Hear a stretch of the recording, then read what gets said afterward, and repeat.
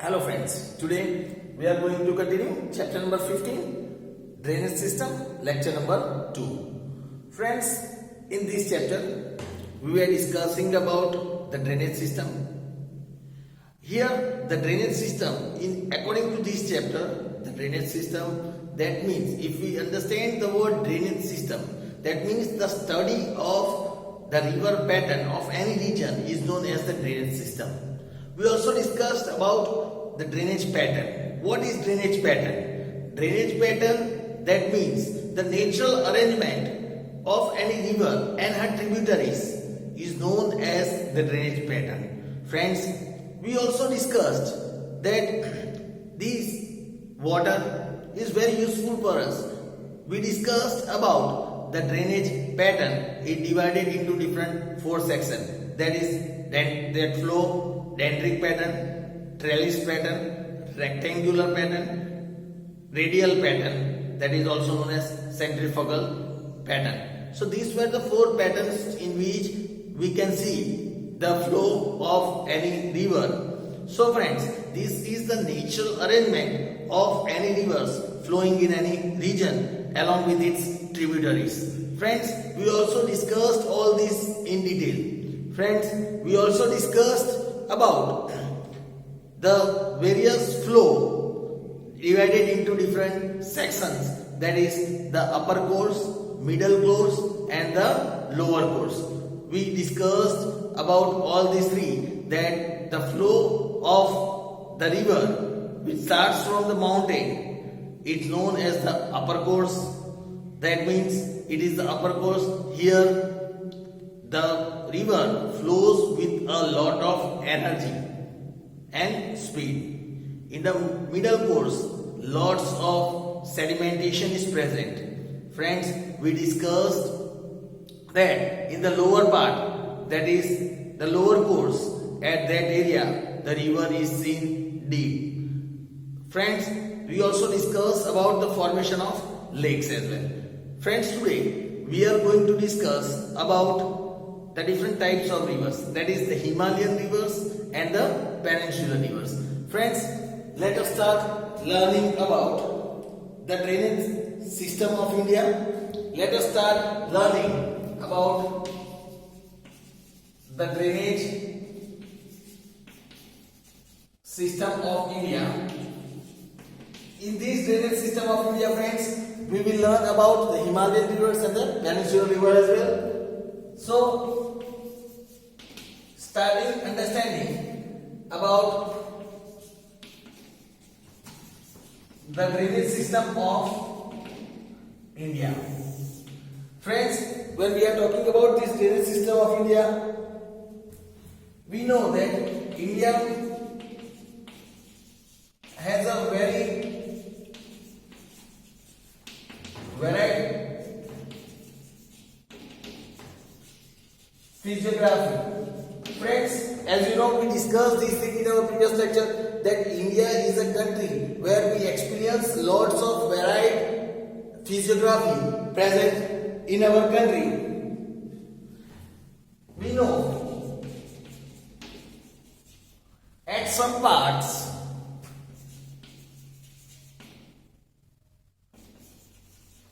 there are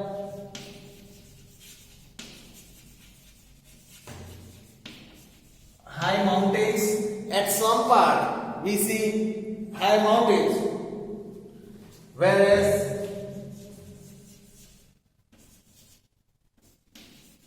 some parts are flat plains.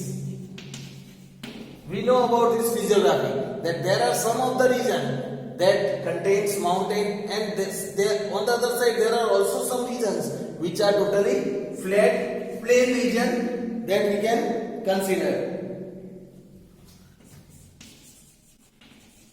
Here, when we are talking about the drainage pattern is dependent on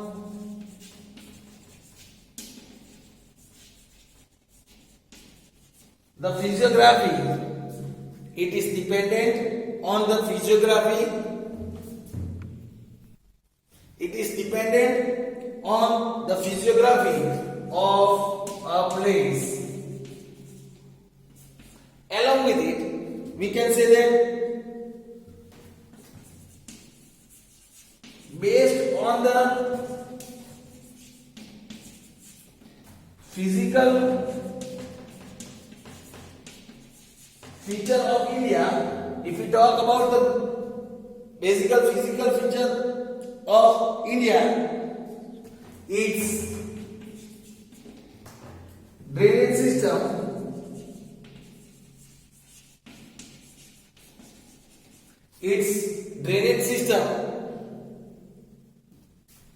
can be divided into two parts. Indian drainage system can be divided into two parts. Let us see which they are. They are the first one, that are Himalayan rivers.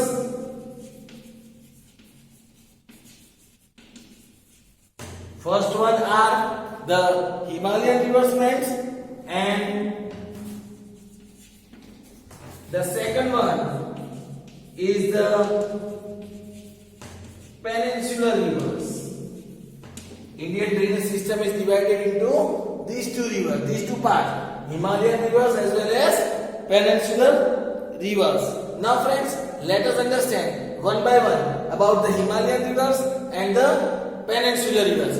What is Himalayan rivers called and what is Peninsula Rivers called? Friends, let us start with first Himalayan rivers. Friends, when we are talking about Himalayan rivers, we all know that rivers originating from Himalayas are called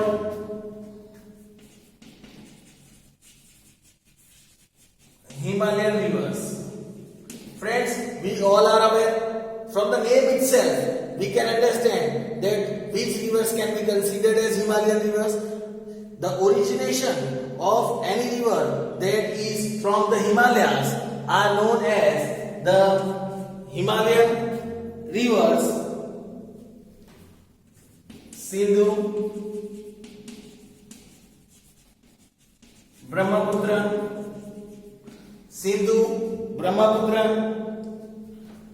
and Ganga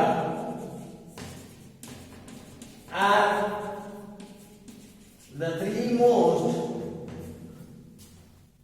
important Himalayan rivers.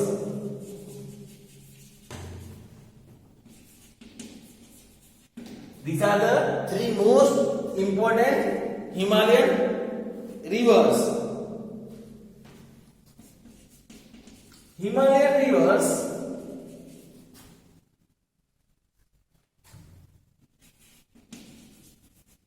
contains water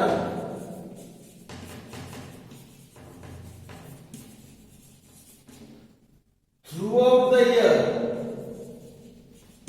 Himalayan rivers contains water throughout the year. We can experience water over here throughout the year. Water is seen in these two rivers. Hence,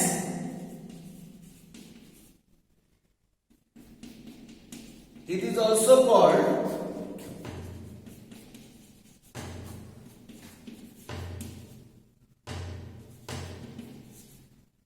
perennial rivers. Hence, because the flow of this river is totally perennial, continuously it is flowing, and that is why these Himalayan rivers are also known as perennial rivers. The other name of Himalayan rivers is perennial rivers. Then these rivers, if we talk about these rivers, are perennial because of two reasons. Because of two reasons. First is that is the heavy rain in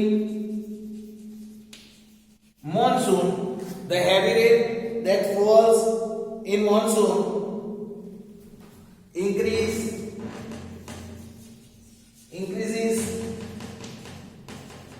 the volume of water in these rivers. First thing is the heavy rain that falls in the monsoon season. This increases the volume of these rivers throughout the year. And second is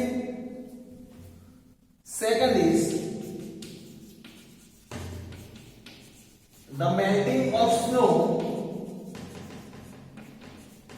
in the Himalayas.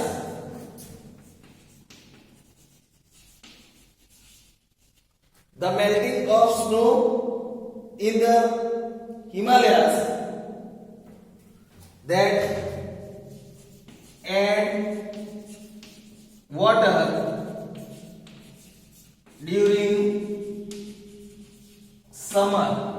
Even during summer, due to the melting of snow, these rivers are having a lot of volume of water, because so these rivers are perennial, having large volume of water because of two reasons. First is as there is due to the rain in the monsoon season, and second is due to the melting of snow. Now here it is said that these rivers have, if we talk about these perennial rivers, these rivers have carved deep gorges. It has deep gorges by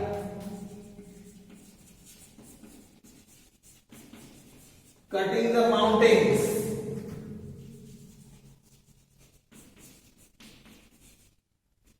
By cutting the mountain, it comes out from the mountains, and that is why it forms lots of gorges over here. Waterfall we can see over here. Then it is said Himalayan rivers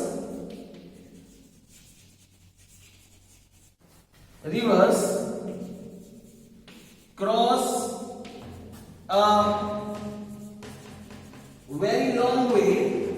Himalayan river cross a very long way from its origin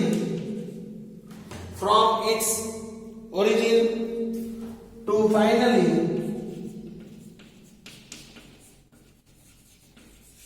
merge with the sea. It travels a long distance from its origin to meet the sea. So it covers a long distance. So normally these Himalayan rivers, its length is also long. So friends, this was the information about Himalayan rivers. Now let us understand about Peninsula Rivers. Now friends, about the second, that is Peninsula Rivers. When we talk about the Peninsula Rivers, here it is said Peninsula Rivers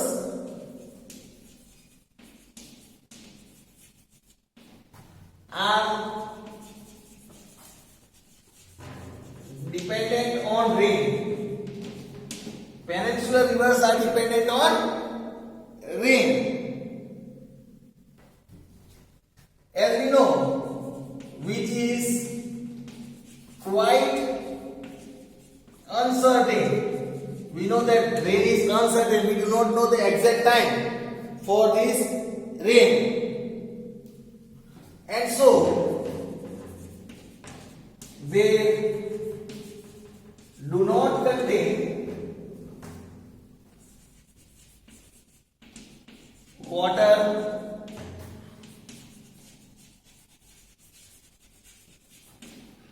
throughout the year.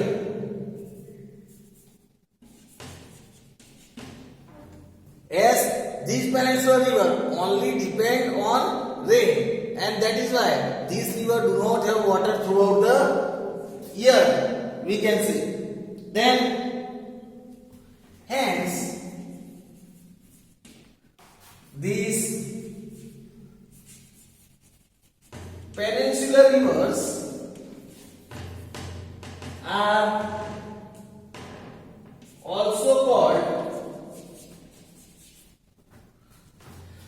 seasonal rivers. They are also called seasonal rivers, as there is only water during the monsoon season, and that is why these rivers are also known as seasonal rivers. During dry season, if we talk about without the season other than monsoon, that is during dry season, their flow is either reduced or totally stopped. During dry season, the flow of this river is either reduced or it is totally stopped. So the flow is not seen over here. Here it is said, compared to Himalayan rivers,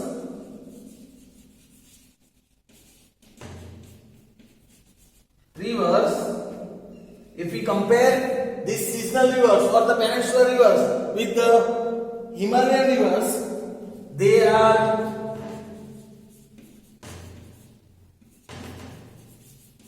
shorter and they are very shallow, not too much deep. ज़्यादा गहरा नहीं होता, shallow मतलब the length is also short compared to the Himalayan rivers. Then, due to the physiography and the slopes of the mountains,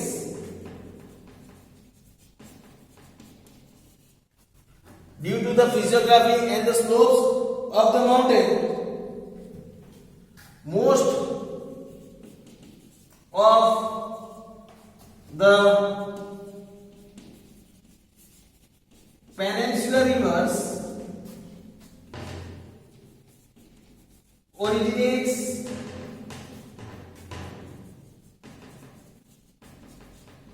in the Western Ghats,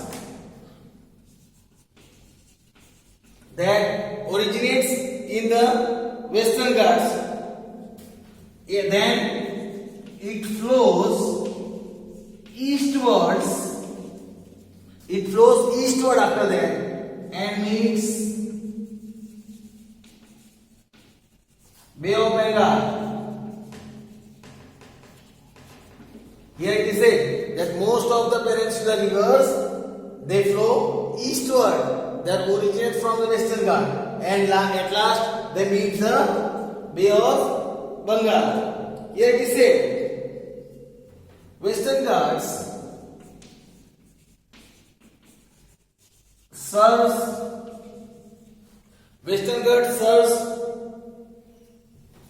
as a major water divide for this. It works as a what dear for these Peninsula Rivers. It works as a water divide for the Peninsula Rivers. So friends, here we can clearly understand about these Himalayan rivers and the Peninsula. This question can also be asked in the difference between Himalayan rivers and Peninsula Rivers. So friends, here you might have clearly understood about both the things. Now, after learning this, now let us understand about the Sindhu River system. Friends, as we discussed that Sindhu, Ganga and Brahmaputra are the most important rivers of the Himalayan rivers. So this river system is very useful for the people of India. Let us understand first about the Sindhu River system.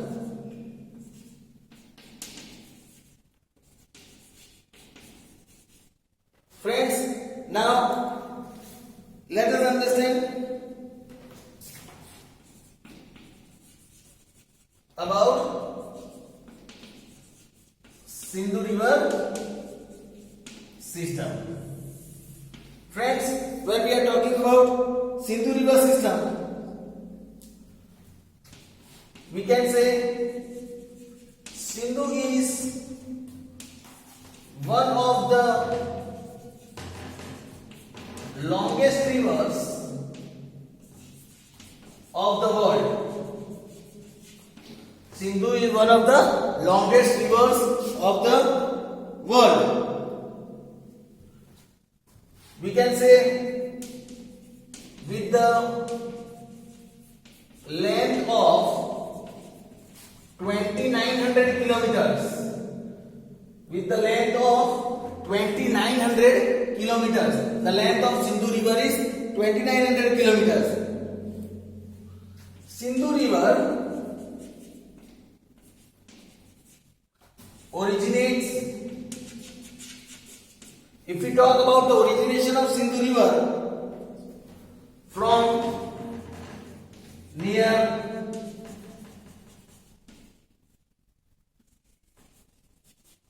Mansarovar, from near Mansarovar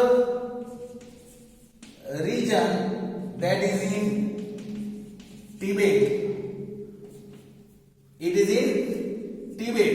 It originates from near Mansarovar region, that is in Tibet. It has formed many inaccessible gorges. It has formed many inaccessible gorges, or we can say inaccessible deep ravines and also passes. It has formed many inaccessible deep ravines and passes in these rivers. About 1/3 of its basin,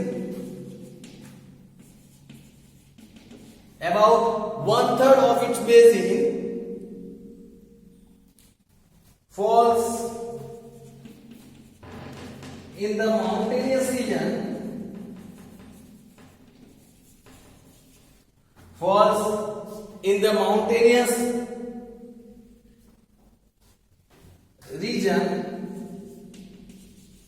of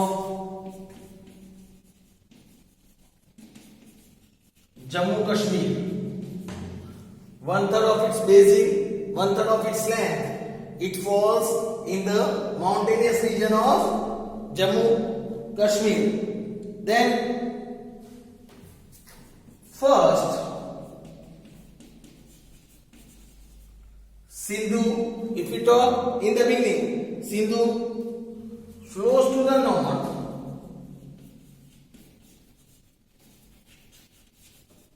First of all, Sindhu flows towards the north direction and then turns westward.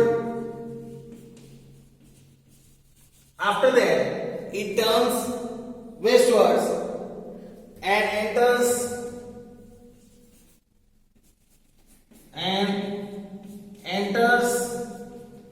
India via Ladakh in Jammu and Kashmir.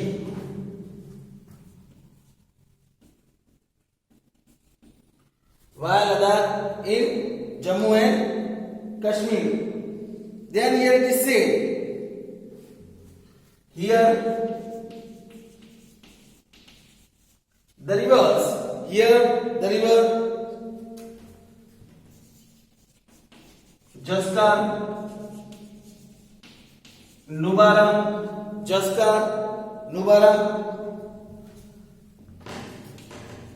Silo and Hunza, they meet Sindhu. Here the small rivers Jaskar, Nubra, Silo and Hunza, these rivers they meet river Sindhu. Means these all rivers are considered as the tributaries of river Sindhu. Here it is said, from Jammu Kashmir, Sindhu River starts flowing towards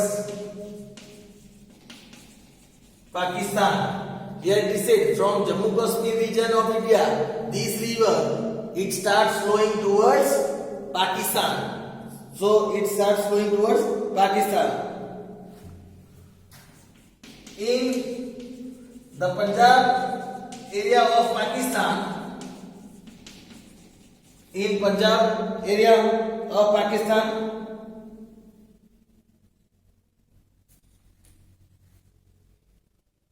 here it is said,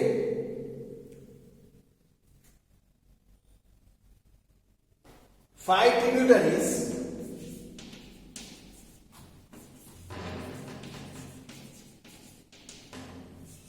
like Ravi, Chenab,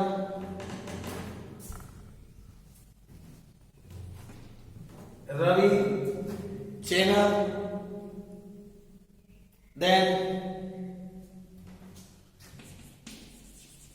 Jhelum, Bees and Satluj.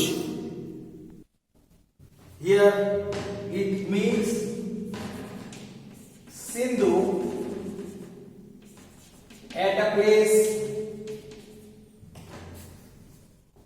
and here it means at a place called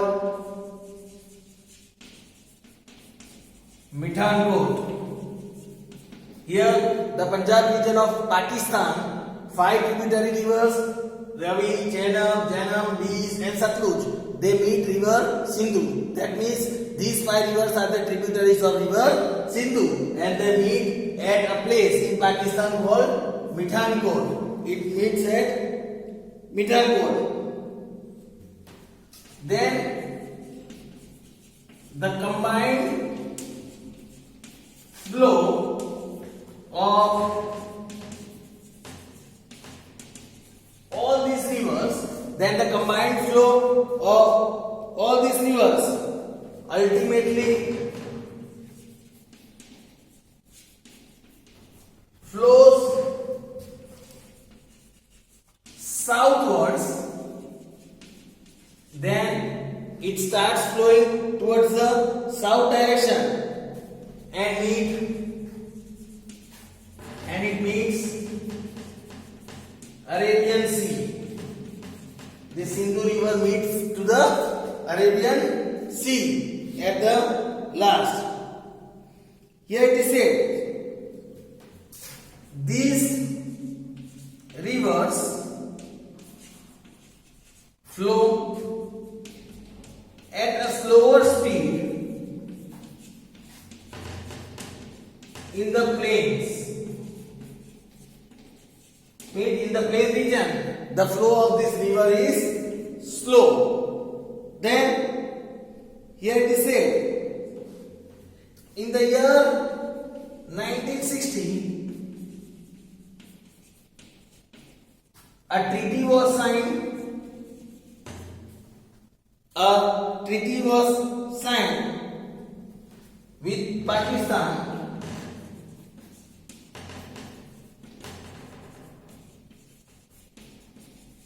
regarding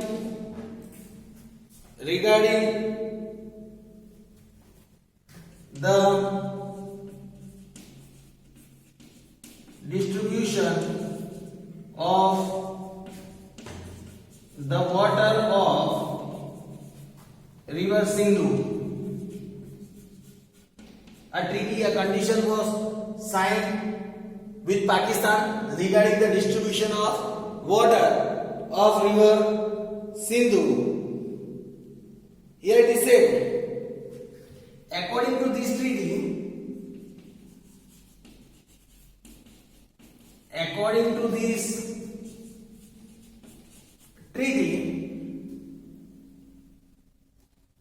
India can use